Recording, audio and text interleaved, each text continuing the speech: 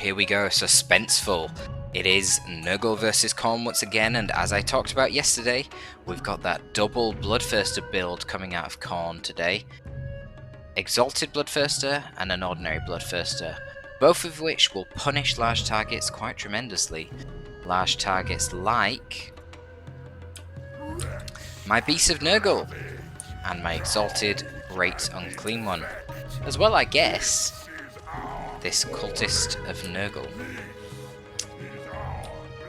Now, this build that I've gone for is perhaps quite typical. Oh, we actually see Chaos Warriors from this guy. It's gone for Berserkers and Halberds.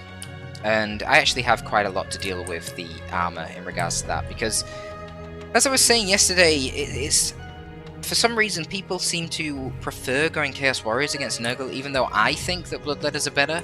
And it's annoying as a Nurgle player. That means you have to really account for both factors. If you bring no armor piercing and then they spam 4 Chaos Warriors, you're going to be in trouble. But you do have options for armor piercing, and one of them is the Beast of Nurgle. So this double Cultist, Exalted GUO, double Beast of Nurgle, it is something popularised by Turin very early on, and this was a match that we played very early on into the life cycle of the game. If he just lands his Bloodthirsters and tries to kill my GUO surrounded by all these guys, he will get absolutely wrecked. But this is why the Bloodthirsters are chosen. They can fly, and they are fast. So it's really annoying for me, especially on this map, when I'm trying to move around with this blob. He just sends his Bloodthirsters down here and backcaps me. Like my Nurglings right now trying to hide in the trees. They're just easy prey for the Bloodthirsters. They obviously can't retaliate, but it's going to take me way too long to get all these forces away. So it's quite frustrating, and I do like the double Bloodthirster play on this map. It's also part of the reason why I never would go Skarbrand in this matchup.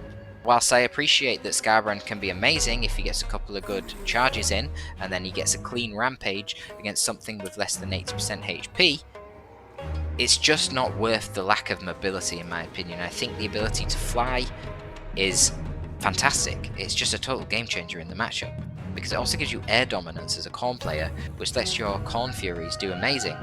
And air dominance is something that's also really important for Khorne here, because as a Nurgle player, I'm scared of Chaos Warriors, right? I want armor piercing. Well, other than my Beasts of Nurgle, which are pretty damn slow, they're not that slow, but they're pretty slow, and they're land-based. Well, it's much easier for me to get Rotflies or Plague Drones, which are just Rotflies ridden by Plague Bearers, right? I'd rather get them, because then I can just fly them over the enemy and hit them in the rear really easily and kill the Chaos Warriors that spawn quite fast. But of course, with Bloodthirsters flying around and a load of Furies, I can't do that. Furies are actually cheaper than Rotflies, but will easily beat them 1v1. So I need my own Furies as Nurgle in order to contest those engagements.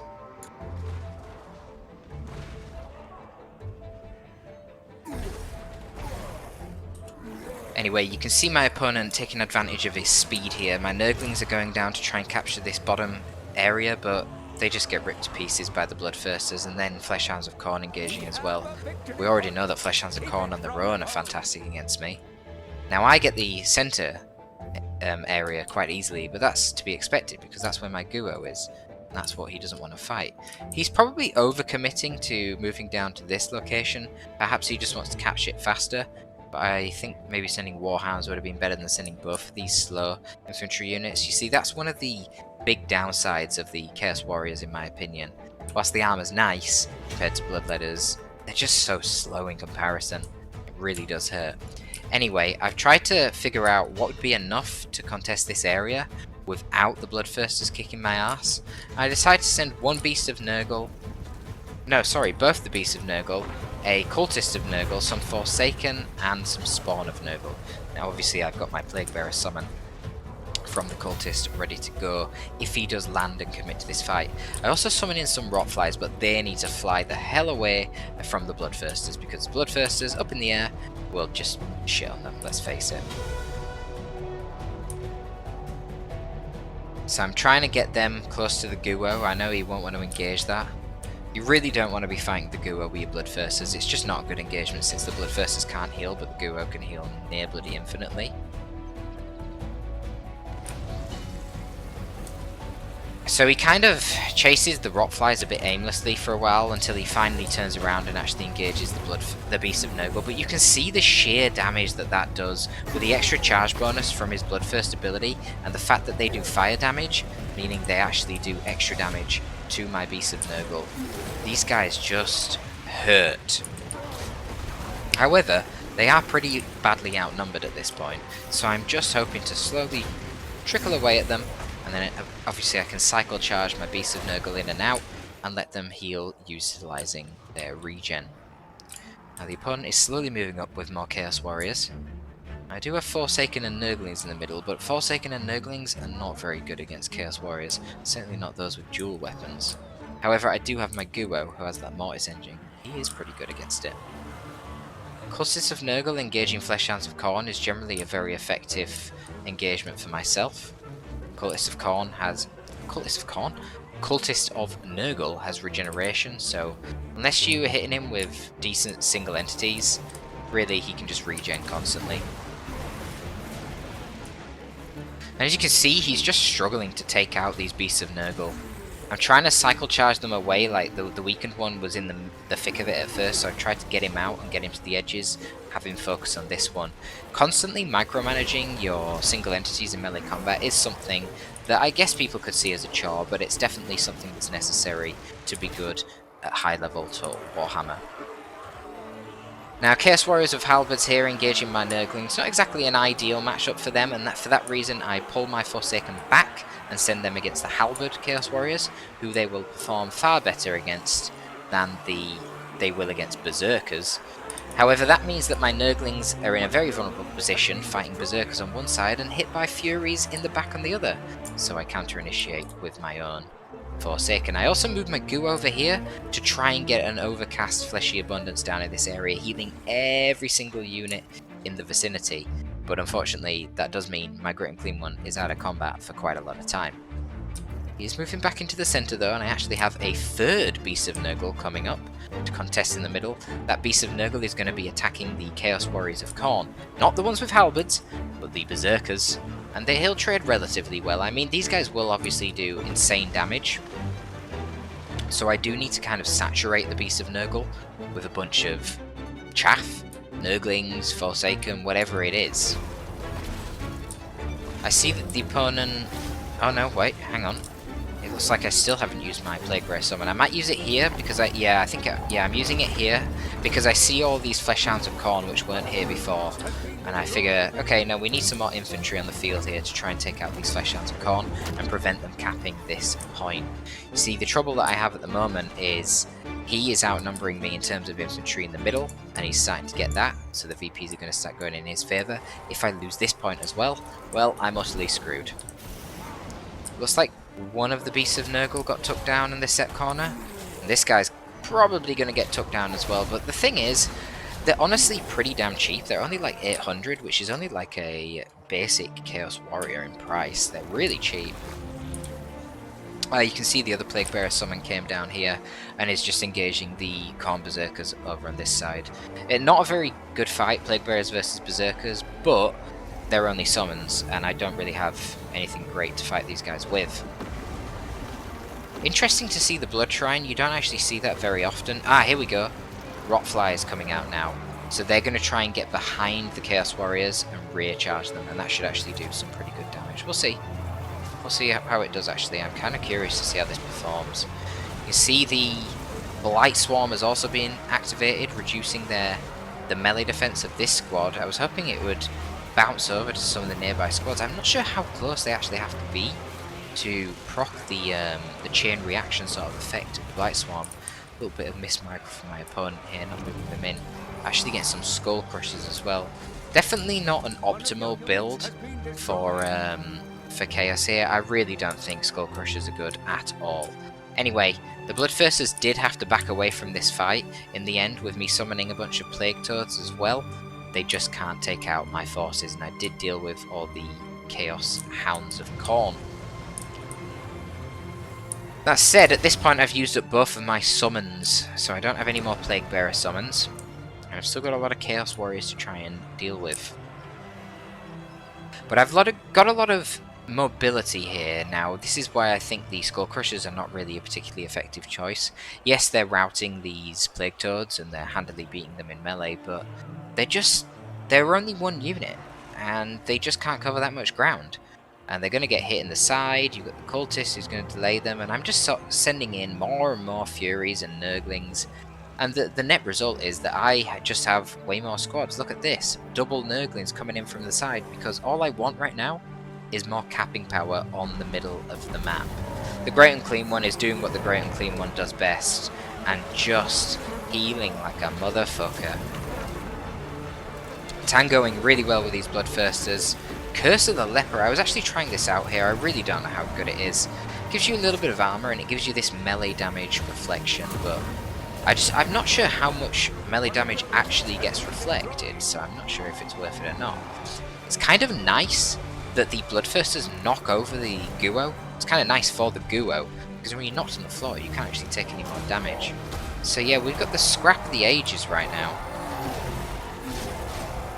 Beast of Nurgle, Cultist of Nurgle, and a Great Unclean One versus a couple of Bloodthirsters. Lots of reinforcements trickling in from both sides, but once all these toes join up, and then we've got these hordes of Nurglings, that should give me the advantage in terms of capping power, and you can see I'm retaining control here. That's another reason why I'm fighting on this edge of the map. I'm trying to keep as many of his models away and out of this square so that he doesn't start capping as possible, because you can see it's a pretty close game. Whoever is owning the middle here is going to start going ahead, and chances are we're not going to be able to take either of the back locations from one another. He could, I suppose, send some Fleshhounds down, but I'd just turn my toes around and they'd do really good against the Fleshhounds, certainly when they're backed up by Forsaken.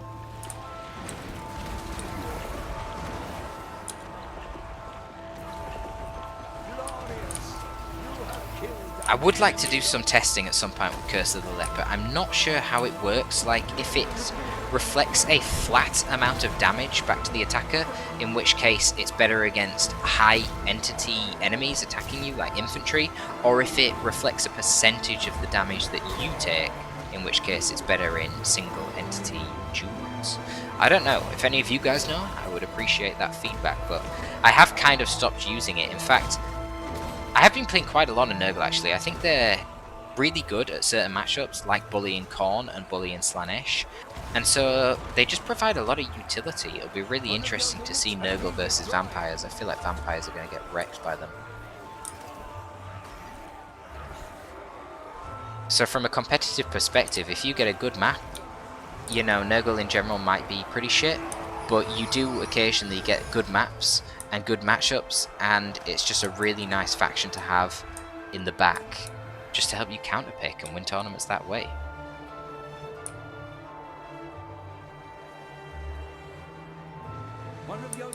And you can see the power of having the superior air force. You can just take these isolated engagements and fuck the enemies up, man. I really think in these demon mirrors, having superior air force is everything. And I really like Plague Toads. These guys are only 650, but look how annoying they are. They are blocking this Bloodthirster like crazy. For a unit that's only 650, giving you 59 speed as Nurgle is an absolute game changer. And just the fact that they can block the enemy with their mass, I love it. They're really good at chasing off retreating units, especially infantry squads, because they're anti-infantry bonus and the speed. I love them. I think they're one of the best units in the entire Nurgle roster. Forget Pox Riders because they're really expensive for what they do, but the Nurgle Toes themselves for only 650, I think they're amazing. But obviously the real star of the show, this beautiful Great Unclean One. God, he's so good. Nurgle magic is just brutal. And that's it. That is a Khorne versus Nurgle game showed from the Nurgle perspective. So let's turn the music down slightly and let's have a look at some of these builds. So the GUO this time, 3000 damage. Let's see how the Bloodthirster did. Yeah, so the Bloodthirster's got pretty much equal value. I mean, this Bloodthirster here, amazing value. I think he's really good on this map, Silver Spire, because it's just so annoying for Nurgle to deal with it, moving along the cliff face when you can just fly above it. However, my build didn't really help. If he'd gone for more of a Chaos Spawn and infantry based opening, this build would have been better, but having Beasts of Nurgle against Bloodthirsters, it's really not ideal. The fire damage kills them way too quickly, so you can see these Beasts of Nurgle didn't do great. What about the next one I summoned in? Yeah, this one nearly paid for itself. I mean, they're alright. They're okay. What about Rotflies? Yeah, so even this Rotfly really didn't do that good. Didn't pay for itself. I think Rotflies do need a bit of a buff. I can't actually remember what Rotflies are. Are they 550 or are they 600 or 650? So maybe that did pay for itself.